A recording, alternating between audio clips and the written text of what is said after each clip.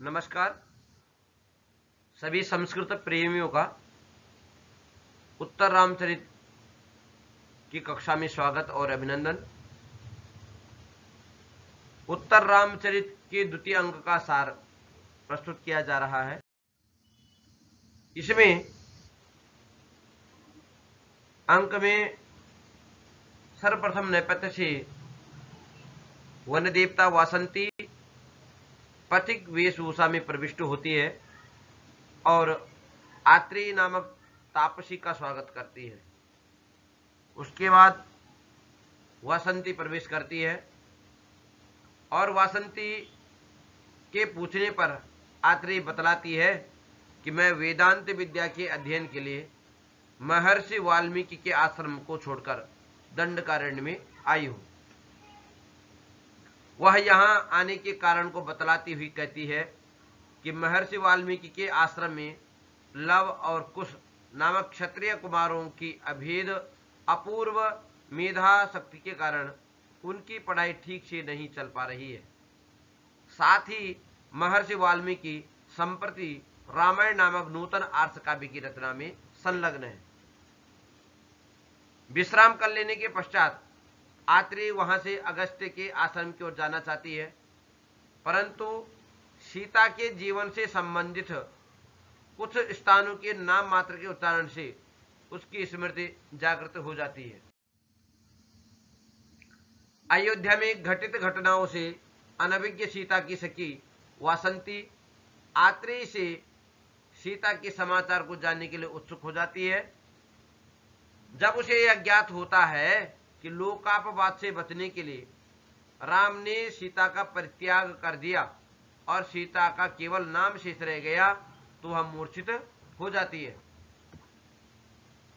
यहीं आत्रेय से यह भी ज्ञात होता है कि राम ने अश्वमेध यज्ञ का शुभारंभ किया है, जिसमें सहधर्मचारिणी के रूप में सीता की सुवर्ण निर्मित प्रतिमा को स्वीकार किया गया है। अश्वमेधीय अश्व का संरक्षण लक्ष्मण के पुत्र चंद्रकेतु कर रहे हैं। यह सुनकर उसे परम विश्रांति मिलती है। इसी अंक में द्वितीय अंक में राम शंभुक नामक शूद्र तपस्वी के वध के लिए अयोध्या से निकलते हैं। यह जानकर वासंती को आशा होती है कि वह राम से पुनः मिल सकेगी। वस्तुतः वासंती जो है वन की देवता है, क्योंकि शंभुक दंडकारण्य में तपस्या कर रहा है। इसके पश्चात आत्रेय कहती है कि अब मैं भी जा रही हूं। इस प्रकार दोपहर का समय हो जाने से दोनों का प्रस्थान होता है। इसके बाद जब आत्रेय और वासंती का प्रस्थान हो जाता है रंगमंच से, तो उसके बाद शंभुक के वध के लिए समुद्यत हाथ में तलवार लिए राम का प्रवेश होता है। उनके प्रहार से शंभुक दिव्य पुरुष के रूप में प्रवेश करता है और अपना परिचय देता है। शंभुक के द्वारा उच्चारित दंडक शब्द को सुनकर राम को अतीत की स्मृति आ जाती है। इसके पश्चात शंभुक दंडकारण्य के सुंदर निर्झरों, पर्वतों, नदियों आदि का वर्णन करता है, जिसे सुनकर राम का अंतःकरण खिन्न हो जाता है और शंभुक को वहां से प्रस्थान करा देते हैं।